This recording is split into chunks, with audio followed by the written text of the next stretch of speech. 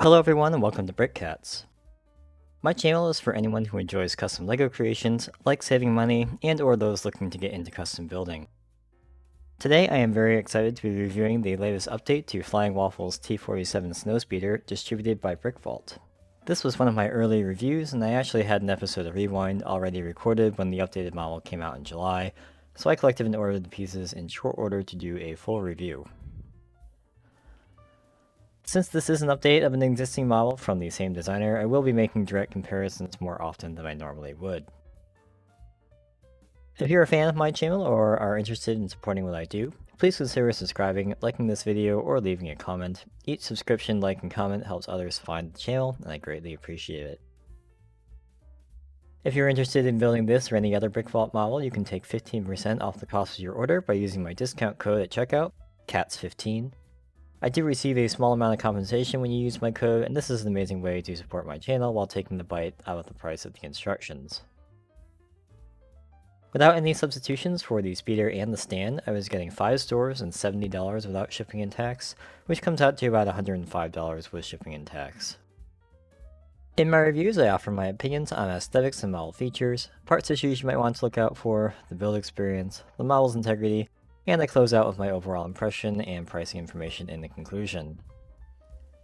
If you're watching this review, I assume you bought the instructions or are interested in buying them. I also assume a basic level of familiarity with Bricklink's ordering system and LEGO nomenclature. I only use genuine LEGO bricks and I always purchase the instructions. I create these reviews for my own personal enjoyment and in the hopes that my advice will make your experience more enjoyable and or less expensive.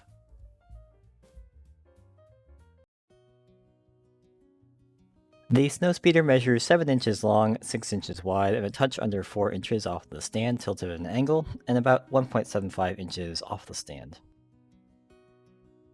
The revision maintains most of the visual characteristics of the original, which should not come as any surprise. The front section, which is probably the most difficult to get right, is done very well, with the 2 triangular sections angled pretty much perfectly, and they align much better with the wings than they did before. The cannons are now only connected at one end and use bar construction, which is much better for both stability and affordability. The connection method has also changed from the minifigure neck brackets, which were previously connected right here, to the bar 1L with open stud. This allows for some subtle angling of the cannons as well. In the UCS Snowspeeder, the cannons were angled slightly inward, and you're able to do that with this model as well. The cannons also sit off the hull, you can see the separation there, which is also screen accurate, although in the movie I think they do come a little closer, but it's one plate's height off the wing. The wings to either side of the cockpit make use of the newer 4x2 pointed wedge, especially at the front here, and this looks a lot better compared to the previous version in my opinion. I'll put these right next to each other. So on the previous version, you can see these are kind of flattened off at the edge here, and also you can see that the triangular sections don't match up quite as nicely with the wings. Also the minifigure connection for the cannons there. Yeah, the new wedge pieces up front just look so much better, and this is one of those things that once you see it, you can't unsee it, especially compared to the older model. These 4x2 wedge elements did not exist when the previous version came out, so it's definitely nice to see the designer taking advantage of the newer elements. Cannon construction continues as you move back to the repulsor units, and the air flaps, or the speed brakes, or whatever they are included on both the top and bottom, and there's some nice detailing included under the flap as well. LEGO doesn't make a great cockpit piece for the Snowspeeder, so the best option for an official piece is this 4-stud wide windscreen, with the rest of the cockpit canopy built accordingly. The canopy does hinge in the correct place, and I like that the top and the side windows are built in as well. Inside the cockpit, the pilot and the gunner are surrounded by various instrument panels and controls. It's a tight fit for the figures, which is screen accurate. I'm not quite sure about these 1x1 black tiles for screens. I think some kind of transparent one would be better representative of instrumentation, but it's easy enough to swap these out for something else if you want to. The harpoon is directly behind the gunner seat, as you'd expect. The minifigure wand and screwdriver piece are specified, but I still think that's a bit too large, and I didn't have a black wand, but I did have the black 2L bar with stop, which I think is a really good piece to use. I think this is still too large as well. The best piece is probably the black lipstick piece and the 2L bar with stop. The harpoon gun is actually quite small in canon, and I think most mocks consistently overrepresent the size of the harpoon. In the rear, we've got the radiator fin set at a slight angle along with the grappling hook and the reel. I'm pretty sure I pointed this out on the previous version, but I definitely like that the designer included this wedge plate right here as a continuation of the trailing surface of the wing section. Turning the model over, there's mostly anti-studs, but the color scheme is maintained on the bottom with the orange striping, and this gear here is used to wind up the grappling hook if it's extended. Here are the two underside flaps I mentioned earlier. Instructions for the stand are included, and I really like this one. It holds the speeder at a nice angle. And these modified plates with the bars fit right into these little gaps in the bottom here. And it's a nice tight connection and a pretty clever design. It's mostly the same as the previous version. The angle has changed a little bit. The stand also has clips on the back for minifigure weapons, and the ability to slightly adjust from a steeper angle to, a shallower one. I built the gray model mostly so I could compare it more directly to the one I already have. I still think white would probably be better for display, mostly because the smaller model is a little dark and light bluish gray. In the instruction pack, you get the instructions and parts lists for both the gray and the white version, as well as for a Snowspeeder version, which is new. The old version of the Snowspeeder looked really good, and the new version improves in small but meaningful ways. This is a highly accurate model in approximately minifigure scale, and will look great on display or in a mock.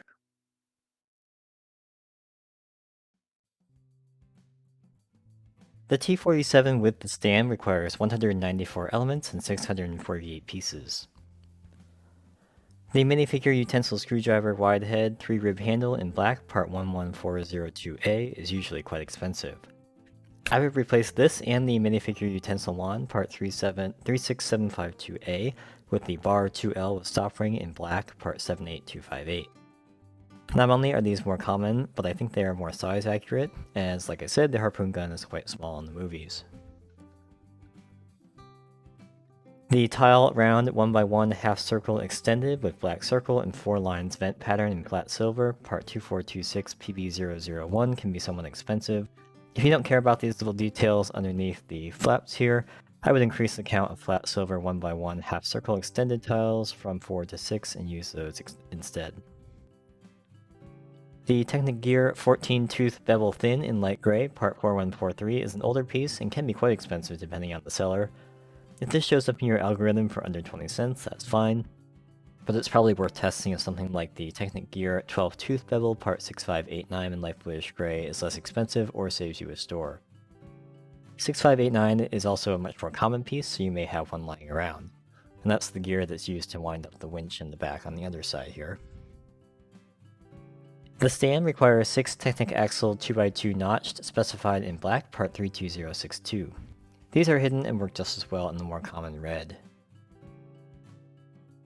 The various printed slopes in the cockpit here all have very long names, so I won't read them off, but they're the standard Star Wars patterns, 4 of them in total. You can mix and match these as you like, or even printed tiles with appropriate patterns will work fine, or you can leave them out entirely. For pricing purposes, I've left them in as specified. The hose rigid 3mm 6L specified in black part 75C06 is completely hidden behind the heat dispersion fins. That's actually the connection point for the heat dispersion fins and can be any color. The 2 brick modified 1x1 with studs on 2 sides adjacent part 26604 are specified in dark bluish gray. Light bluish gray would also work well here as it can be expensive in dark bluish gray, and these are the connection points for the triangle assemblies up front.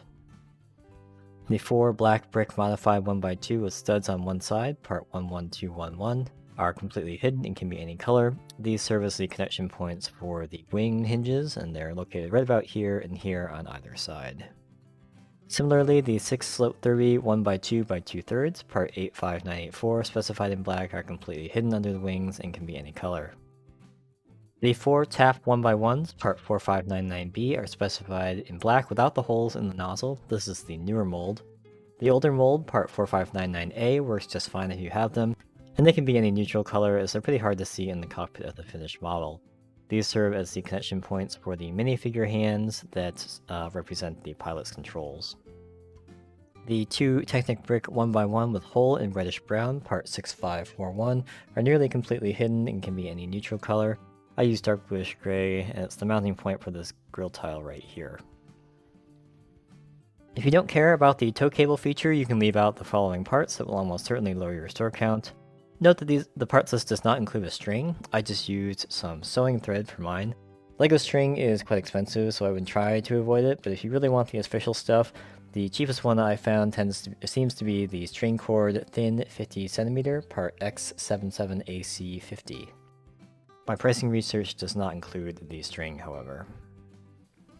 There are only a couple of elements that will definitely be cheaper from Pick-a-Brick, and not enough to meet the thresholds for waiving the handling fee or the free shipping.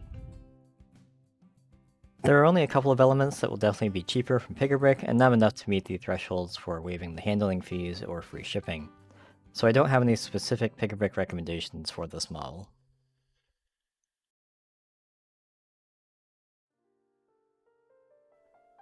Flying Waffle's T-47 model consists of 147 steps, with each part or subassembly you add outlined in red against a light blue background. In general, this works just fine. There can be up to 4 steps on a single page, but the number of pieces you're adding in each step is quite manageable. The build took me about 90 minutes with minimal sorting beforehand. I did not experience any issues with viewing angles or sequencing, and overall the instructions are very good. My only issue was that the box that shows the pieces that go on in each step is quite small, and the pictures of the pieces themselves are even smaller than normal. This can make it a little difficult to distinguish between things like dark bluish gray and light bluish gray, for example, and I typically look at these boxes to get all the pieces I need out of habit for a given step, so if it's hard to see, then it just takes me an extra second. But overall, these instructions are very good.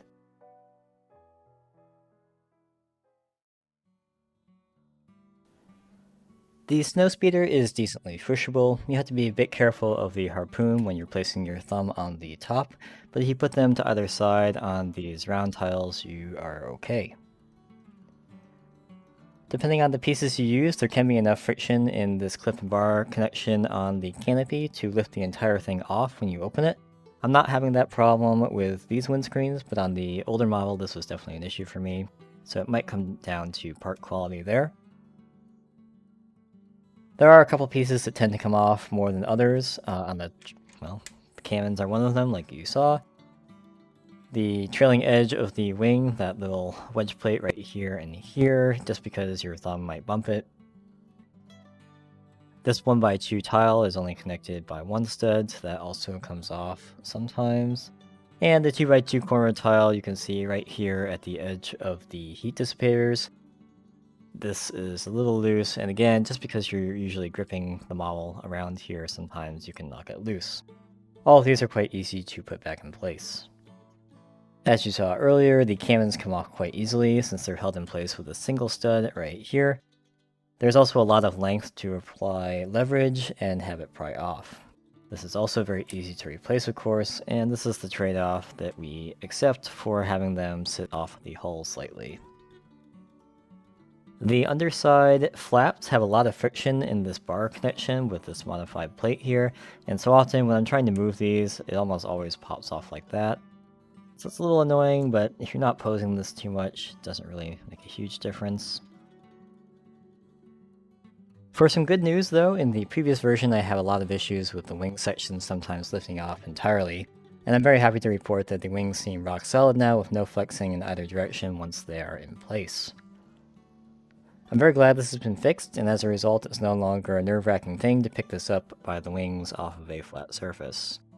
So I'll demonstrate what I'm talking about here. So this is the new model, of course. If I lightly work on this wing here, there's basically no flexing at all. And if I take the old one, you can see that this is very loose. And if you watch my old review, this is only connected by 2 studs right about here. So sometimes when you pick this up, the wings would just lift up and the body would stay on the table. So this is a really great change, and the new model is a lot more solid than the old one. And being able to pick up by the wings like this is especially good because if you try and lift it up from the back, I have had the rear radiator assembly pop loose, which is somewhat inconvenient to get back in at the correct angle, especially if the string gets dislodged from the little gap there. I tend to pick it up with two hands by the wings, but the radiator assembly is a little fragile as well. So overall, this revision is a big win for stability. The model can hold up to light play, and the pieces most likely to fall off are easy enough to put back on. I do think this is best as a display model, however.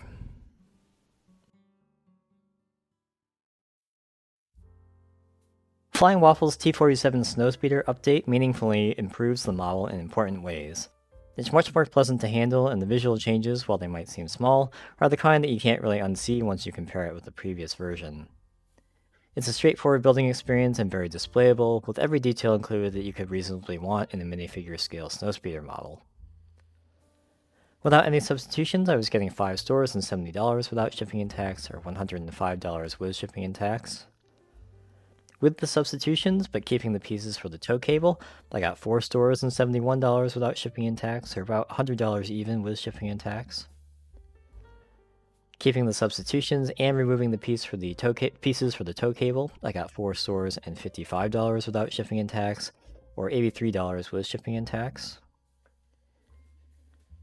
And going full pick-a-brick without the tow cable, sadly there were not enough standard elements to waive the hefty $7 handling fee by about $2, so I actually padded my order with a few extra pieces to cross the $14 threshold.